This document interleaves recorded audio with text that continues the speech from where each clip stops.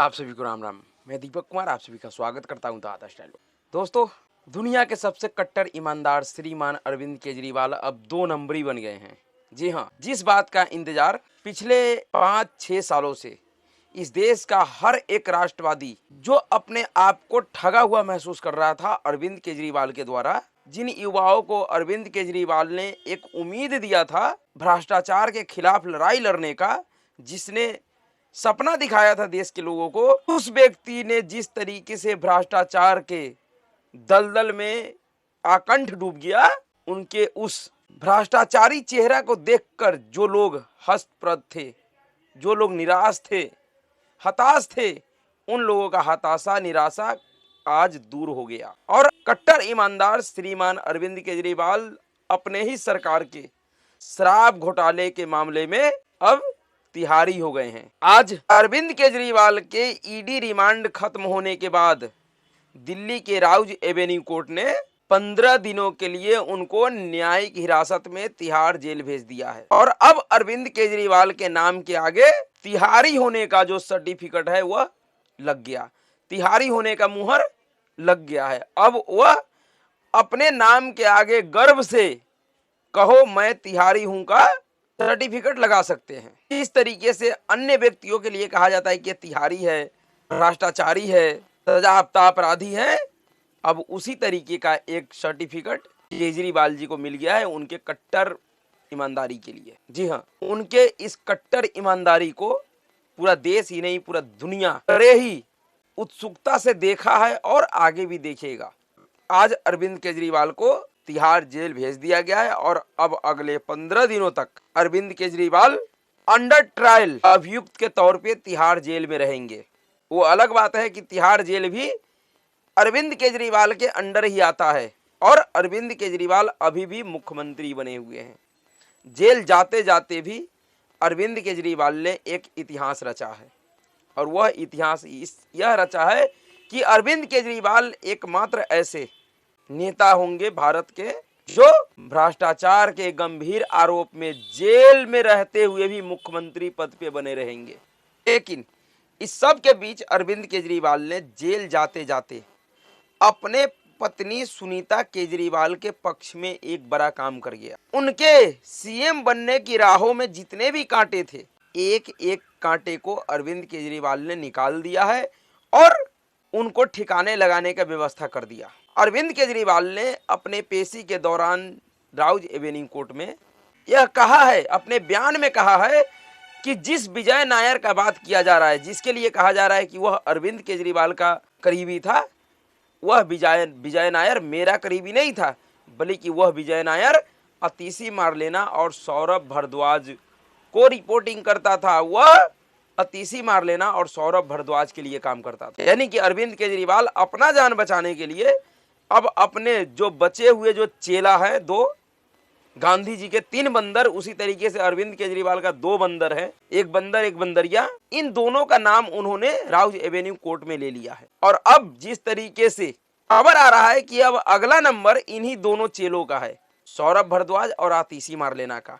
यही दोनों लोग बड़े उछल कर, बड़े फुदक कर बरबोलापन दिखा रहा था। ये लोगों को शायद ऐसा लग रहा था कि अरविंद केजरीवाल के जेल जाने के बाद मुख्यमंत्री का पद हमें भी मिलेगा। उम्मीद तो ऐसे इन दोनों का पूरा था। इस तरीके से ये लोग बरबोलापन अपना दिखा रहे थे। इनको पूरा विश्वास था कि जब अरविंद केजरीवाल जेल चला जाएगा तो जेल जाने के बाद, जब तक कस्टडी में है तो अलग बात है, लेकिन तिहाड़ जेल जाने के बाद तो उनको इस्तीफा देना ही पड़ेगा और शायद इस्तीफा देने के बाद मेरा नंबर आ जाए, मुझे मुख्यमंत्री का पद मिल जाए। इसलिए अतिशी मारलेना और सौरभ भारद्वाज में एक होड़ लगा हुआ था, कौन सबसे ज्यादा अरविंद केजरीवाल के पक्ष में कुर्ता फाड़ नाटक सड़क पे कर सकता है, कौन नरेंद्र मोदी को सबसे अधिक से अधिक गाली दे सकता है। लेकिन अरविंद केजरीवाल ने अपने इन दोनों ही बंदर और बंदरियों का कांड कर दिया राउज एवेन्यू कोर्ट में। और जब अरविंद केजरीवाल ने इन दोनों का नाम लिया तो ये दोनों लोग भी कोर्ट रूम में ही मौजूद थे। जब इनसे कोर्ट रूम में पत्रकारों ने पूछा, दोनों के चेहरे पे हवाइयां उड़ गई थी। दोनों को समझ में नहीं आ रहा था कि आखिर अरविंद केजरीवाल ने किस लिए किया है। लेकिन अरविंद केजरीवाल कितने शातिर नेता है, इसका अंदाजा इस वामपंथन अतिशी मारलेना को भी नहीं हुआ। ये अतिशी मारलेना शायद अपने आप को इतनी शातिर समझ रही थी इनको लग रहा था कि इन्होंने जिस तरीके से मनीष सिसोदिया को निपटवा दिया और अब अरविंद केजरीवाल फंस गए हैं, इसके बाद तो मुख्यमंत्री मैं ही बनूंगी। लेकिन इसको समझ में नहीं आया कि अरविंद केजरीवाल सिर्फ एक नेता ही नहीं बल्कि एनजीओ गैंग का सरगना है, जिसका नेटवर्क सिर्फ भारत में ही नहीं पूरी दुनिया में है। पूरे दुनिया में अरविंद केजरीवाल एंड गैंग के लिए काम करने वाले एक से बड़ा एक सरगना है। और आखिरकार तिहाड़ जाते जाते अरविंद केजरीवाल ने मारलेना और सौरभ भारद्वाज दोनों की ऐसी मारा, अब इन दोनों को होश नहीं है। दोनों लोग पूरी तरीके से मानसिक तौर पे विक्षिप्त हो चुके हैं। अजीब अजीब हरकतें कर रही हैं अतीसी मारलेना की तो हालात ऐसी हो गई है कि आप देखिए कि किस तरीके से वो अपने समर्थकों के द्वारा पत्रकारों के ऊपर हमला करवा रही हैं। देखिए एक वीडियो में किस तरीके से अरविंद केजरीवाल के नाम लेने के बाद अतीसी मारलेना पूरी तरीके से बौखला गई है और अपने बौखलाहट में किस तरीके से अपने समर्थकों के द्वारा पत्रकारों पे हमला करवा रही हैं। ये आतिशी समझाती हुई झगड़ा करने के लिए, तो आतिशी समझाती हुई झगड़ा करने के लिए तो आम आदमी पार्टी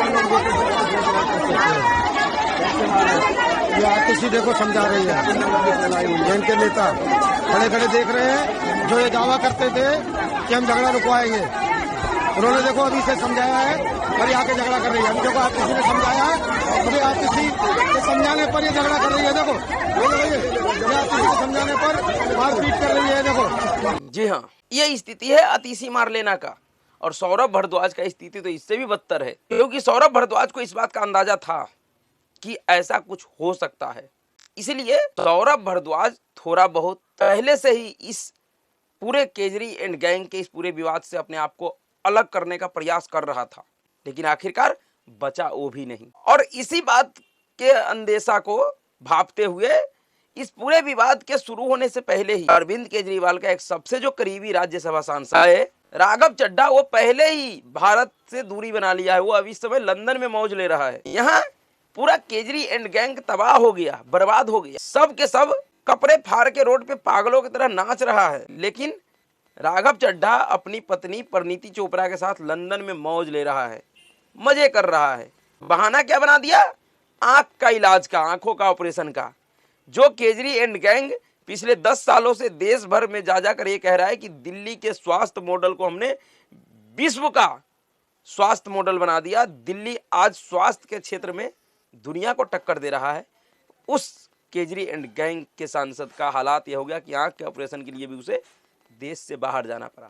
दरअसल अरविंद केजरीवाल को ऐसा लग रहा था कि उन्होंने किसी फाइल पे साइन नहीं किया है, उनके पास कोई मंत्रालय नहीं है, तो उनका कोई जवाबदेही ही नहीं है दिल्ली सरकार के प्रति। दिल्ली सरकार के अंदर क्या हो जाएगा, दिल्ली सरकार के अंदर कुछ भी होता है तो उसका वह जवाबदेह नहीं होगा। यह IITN अरविंद केजरीवाल का सोच था। इनको समझ में नहीं आया कि कोई भी सरकार, किसी भी सरकार में किसी भी सरकार का जो मुखिया होता है, मुख्यमंत्री, उसका जवाबदेही पूरी तरीके से उनके सरकार के हर एक काम के प्रति होता है। उस सरकार में कुछ भी होगा तो जवाबदेह मुख्यमंत्री की बनती है। लेकिन इतने बड़े पढ़े लिखे केजरीवाल को, या उनका जो ये पूरा गिरोह है जो अपने आप को दुनिया का सबसे पढ़ा लिखा गिरोह मानता है, उसको यह समझ में नहीं आया। वो कैसे कह रहा है, कितनी बेशर्मी से कह रहा है कि अरविंद केजरीवाल ने तो किसी फाइल पे साइन ही नहीं किया, उसके पास तो कोई मंत्रालय ही नहीं था, फिर उसको जेल क्यों भेजा गया। अबे एक सरकार का मुखिया है अरविंद केजरीवाल, उस सरकार में इतना बड़ा घोटाला हुआ है और उस सरकार के मुखिया का कोई जवाबदेही नहीं होगा, क्या ये कह के बच जाओगे? इस तरीके से तो कल कोई भी मुख्यमंत्री ये कह देगा, अपने दूसरे मंत्रियों से घोटाला करवा देगा, पूरे राज्य को लूट लेगा और मुख्यमंत्री कहेगा मुझे इससे क्या करना, मैंने तो उसमें साइन ही नहीं किया था, मेरे पास तो मंत्रालय ही नहीं था। ऐसे नहीं होता है। केजरी एंड गैंग का वह भ्रम आज टूट गया होगा। जेल जाने के बाद, केजरीवाल को तिहाड़ जेल भेजने के बाद अब इसके जितने समर्थक है, प्रवक्ता है, सब अब ये टीवी पे आके बयान दे रहे हैं कि आखिर ईडी ने रिमांड क्यों नहीं मांगा, ईडी ने उसको जेल क्यों भेज दिया।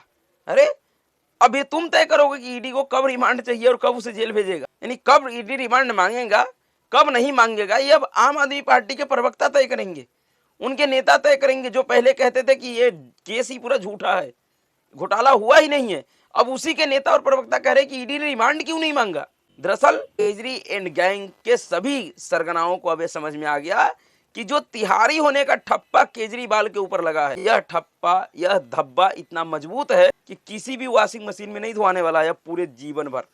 अब पूरी जिंदगी केजरीवाल तिहारी होने का ठप्पा लेकर, धब्बा लेकर घूमते रहेंगे। हर एक राजनीतिक भाषण में, कार्यक्रम में अब कोई भी व्यक्ति केजरीवाल को तिहारी कह सकता है। जिस तरीके से अरविंद केजरीवाल एंड कांग्रेस के पाले हुए कुछ पालतू दलाल पत्रकार सुधीर चौधरी के लिए कहता है कि ये तिहारी कब से ज्ञान देने लग गया, अब उसी तरीके से केजरीवाल के लिए भी कहा जाएगा कि अब ये तिहारी बताएगा हमें, ये तिहारी हमें ईमानदारी का पाठ पढ़ाएगा, ये तिहारी हमें नैतिकता बताएगा, ये तिहारी हमें शिक्षा पे ज्ञान देगा। जी हाँ, और इसी बात से केजरीवाल एंड गैंग डरा हुआ। कुछ भी हो जाए केजरीवाल को जेल ना जाना पड़े, लेकिन आखिरकार जेल तो गया, और वो भी जेल में केजरीवाल को जेल नंबर 2 में रखा जाएगा, जिसके लिए सौरभ भारद्वाज ने पहले ही कहा था कि अरविंद केजरीवाल जी जेल नंबर 2 में रहेंगे, हम 3 में रहेंगे, आतिशी मारलेना 4 में रहेंगी। अब अरविंद केजरीवाल ने इतना तो व्यवस्था कर दिया है कि जेल तो सौरभ भारद्वाज और आतिशी को भी जाना पड़ेगा, लेकिन नंबर इनको कौन सा मिलता है ये तो जेल प्रशासन तय करेगा। वह सौरभ भारद्वाज और आतिशी मारलेना नहीं तय कर सकती हैं।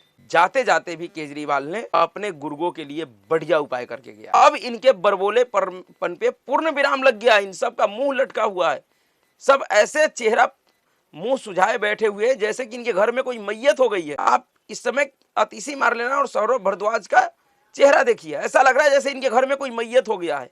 ऐसे लोग मातम मना रहे हैं क्योंकि इनको पता चल गया कि केजरीवाल ने जो खेल किया इनके साथ वह बड़ा ही षड्यंत्रकारी है, जिसका इन्होंने कभी अंदाजा नहीं लगाया था कि जिस व्यक्ति के लिए यह पूरी कर्म और निष्ठा से हर एक प्लेटफॉर्म पे जाके अपने फाड़ फाड़ के लड़ाई लड़ रही है, वह व्यक्ति इन लोगों को इतने बुरी तरीके से फंसाएगा। लेकिन फंस तो गए, अब कोई चारा नहीं है इनके पास। बहुत जल्द ही आतिशी मारलेना और सौरभ भारद्वाज को भी ईडी की तरफ से समन जारी होगा और इनको भी पूछताछ के लिए जाना पड़ेगा, और नहीं जाएंगे तो वही होगा जो इनके राजनीतिक गुरु घंटाल के लिए हुआ है, घुंगरू सेठ के लिए हुआ है। इनको भी घर से घसीट कर ले जाएंगी ईडी, और फिर इस पूरे गिरोह को एक टेबल पे बैठा के और सबसे एक साथ पूछताछ किया जाएगा। तब इनको समझ में आएगा कि जो इस शराब घोटाले का पैसा है, ये पैसा कहाँ गया और वो पैसा कैसे बाहर आएगा, कहाँ से आएगा। अभी ये लोग हर प्रेस कॉन्फ्रेंस में यही नहीं पूछ रहा है कि शराब घोटाला हुआ तो उसका पैसा कहाँ गया। दरअसल लोग जनता को इतना मूर्ख समझता है।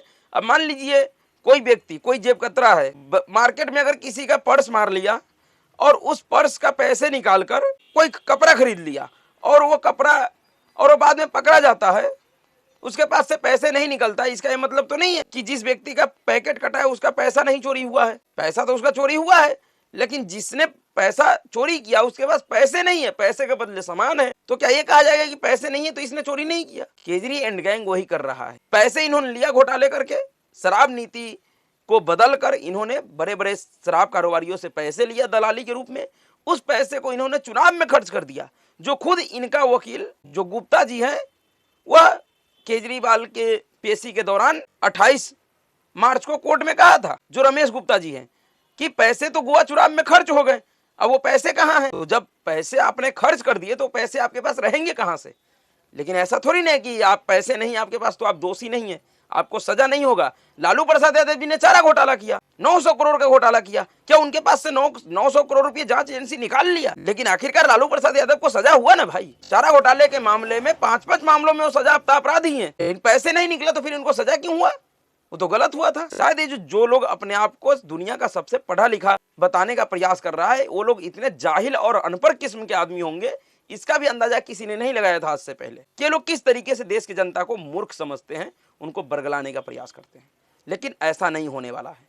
एक बार फिर से अरविंद केजरीवाल के जेल जाने पे मैं उन सभी लोगों को बधाई देता हूं जिन लोगों को अरविंद केजरीवाल ने इंडिया अगेंस्ट करप्शन के जरिए छलने का और मूर्ख बनाने का प्रयास किया था। आज उन सभी लोगों के लिए एक निर्णायक दिन है, जिन्होंने इसके उस प्रपंच में, उस छल में फंसकर कुछ ज्यादा ही सोच लिया था।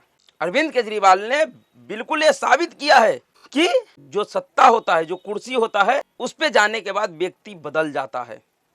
यह अरविंद केजरीवाल खुद कहा करता था इंडिया अगेंस्ट करप्शन के दौरान, आंदोलन के दौरान खुद केजरीवाल कहता था कि दिक्कत जी इस कुर्सी में ही है कि जो भी इस कुर्सी में बैठता है वह बदल जाता है। बिल्कुल सही साबित किया अरविंद केजरीवाल ने अपनी उस बात को कि जैसे ही वह अरविंद केजरीवाल जो 2012 में भ्रष्टाचार के खिलाफ लड़ने के लिए आया था, वह कुर्सी पर बैठते ही भ्रष्टाचार में आकंठ डूब गया। अरविंद केजरीवाल और इनकी आम आदमी पार्टी इकलौती ऐसी पार्टी होंगी जिनका पूरा कैबिनेट और पूरा के पूरा संस्थापक सदस्य था, वह सभी के सभी लोग किसी न किसी मामले में, भ्रष्टाचार के, बलात्कार के, दंगे के, हिंसा के मामले में जेल में हैं और जेल की सजा काटा है। ऐसा इतिहास किसी राजनीतिक दल और उनके नेताओं ने नहीं रचा जैसा इतिहास केजरीवाल एंड गैंग ने रचा है। लेकिन सबसे ज्यादा तरस मुझे अतीसी मार लेना उस वामपंथन महिला के ऊपर आ रही है जिनका प्रेस कॉन्फ्रेंस देखिए तो आपको लगता है कि पता नहीं इसके चेहरे पे गम है या खुशी, समझ में नहीं आता था इनका चेहरा देख के। लेकिन आज उनके चेहरे पे स्पष्ट दिखाई दे रहा था कि वह बड़े उदास हैं। उनको समझ में आ गया कि उनकी बर्बादी की कहानी अरविंद केजरीवाल ने लिख दिया है, अब उनका बर्बादी शुरू हो। अब दिन प्रतिदिन अतीसी मार लेना और सौरभ भारद्वाज इसी डर में जिएंगे कि कब उनको ईडी का सम्मन आ जाए और कब उनसे ईडी क्या पूछताछ कर लेंगी। देखिए आगे आगे क्या होता है। लेकिन लोकसभा चुनाव के बीच में जिस तरीके का निर्णायक कार्रवाई भ्रष्टाचार के विरुद्ध हो रहा है, यह एक ऐतिहासिक कार्रवाई है। ऐसा कार्रवाई न कभी हुआ था और न ही किसी दूसरे दल के नेताओं ने करने का कभी प्रयास किया, लेकिन वह सब अब हो रहा है। यही बदलाव है भारत में। तो अभी के लिए इतना ही। अगर आपको वीडियो अच्छा लगा तो वीडियो को लाइक कीजिएगा, शेयर कीजिएगा, चैनल को सब्सक्राइब कीजिएगा। नमस्कार।